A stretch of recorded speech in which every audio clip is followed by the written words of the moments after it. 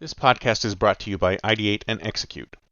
Do you want to drive innovation in your organization, futurize your enterprise, ideate massively valuable new products, or execute them to market?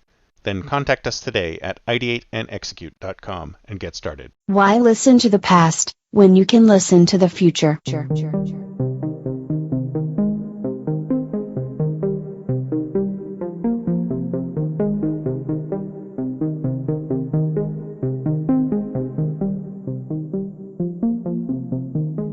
Welcome to the Think Future podcast, broadcasting from deep in the heart of Silicon Valley, California.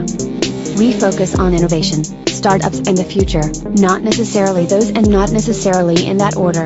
Here's your host.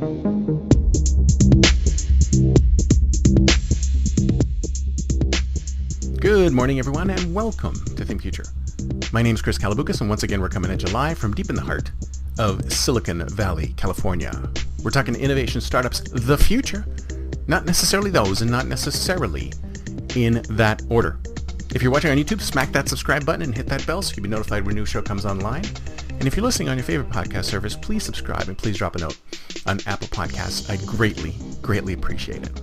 So, I'm into longevity. I don't know if it's because of my age or actually I've been thinking about this for a long time. I think, wouldn't it be great to be immortal? Now, a lot of people say, no. Human beings were never designed to be immortal. They were never designed to live forever. They were designed to live about 100, 120 years or something like that at the outside. And then they were designed to die because that is what human beings are like. They were designed with expiration dates. Well, all living things on the planet were designed with expiration dates. There's some things that live a really long time, like trees or whatever. But everything has an expiration date. It's entropy, right? But there's a lot of study lately, and it's probably because of who is doing the studies, is that many people in the tech space, especially billionaires in the tech space, are getting older.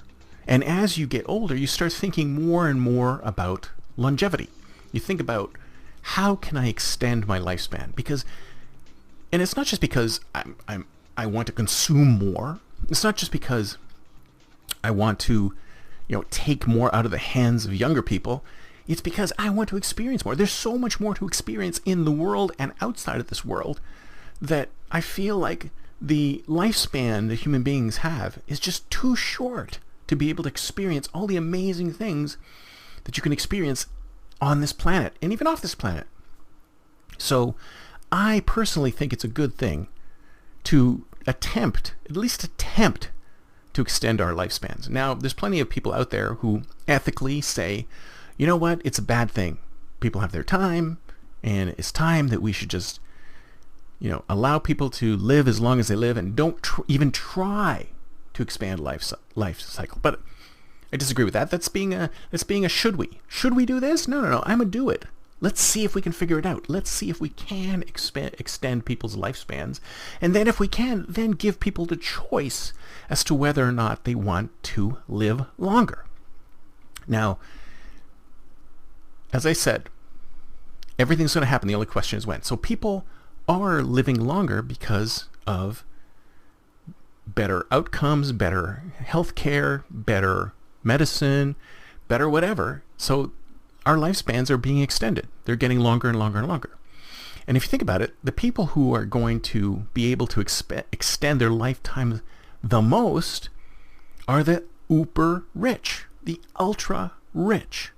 When's the last time you heard of somebody ultra rich actually dying young? They all use whatever they can to extend their lifespans as much as possible. So what's going to happen? Well, think about this from another angle. What if people did have longer lifespans? What if people were, live for 200 years instead of 100 years? What would happen then? Well, if you think about it, our entire society would change. And the thing that a lot of people were concerned of is what would happen to people? What would happen to the world if we extended the lifespan of the rich? Well, the rich would just get more rich, right? Because one of the things about our society is that it works a lot on compound interest and funds increasing over time. This is why it's very difficult for somebody who's young to become wealthy because it takes a while to build up the wealth over time in order to be able to be wealthy. And then once you get to a certain level of wealth, then it's much easier to use that to get more wealth and more wealth and more wealth. It's almost like there's a certain point in time or a certain amount of money that you need to become a certain level of wealth, and then from there it just sort of skyrockets, not exponentially, but there's a certain tipping point, I guess you could say, where you go from just sort of everyday living and not being able to survive to, okay, you can save enough, okay, you can get to a point where you're saving more money, and et cetera, et cetera, et cetera. Even the most simple investments, like savings accounts, have compound interest. I mean, they're very small percentages, but they're still there. So if you think about it, the people at the very top, the ultra rich, the billionaires, are going to be able to extend their lifespan, and if they can get it to the point where they're immortal, then they could extend their lifespan and make absolutely as much money as they want, because they can use their funds to invest more and invest more and invest more. So we're going to have immortal billionaires running around the planet. And if we have immortal billionaires running around the planet, what's going to happen to everybody else? So here's my challenge. And this is the thing that I think a lot of these really, really wealthy individuals don't do. And it kind of annoys me a little bit, because what they should be doing is taking their funds, and, some people say, well, all the money is in investments, or is it in stock or whatever. But there's plenty of money out there. There's plenty of money that they can have access to if they want to. And go in and start funding little startup businesses, which will eventually grow into things that may supplant your doing. I think that's what's happening, is that once these people get to the point where they have a lot of money and they close the barn door and they say, I don't think I want to build another Microsoft. I don't think I want anybody else to build a Microsoft. I don't think I want anybody else to build another Google. I don't think I want anybody else to build another Facebook. So I'm going to try and stop people from doing that. I'm not going to fund other Facebooks. I'm not going to fund other Metas or other Googles or other Microsofts, because I don't want to. I'm closing the barn door and not allowing these startups to get funded.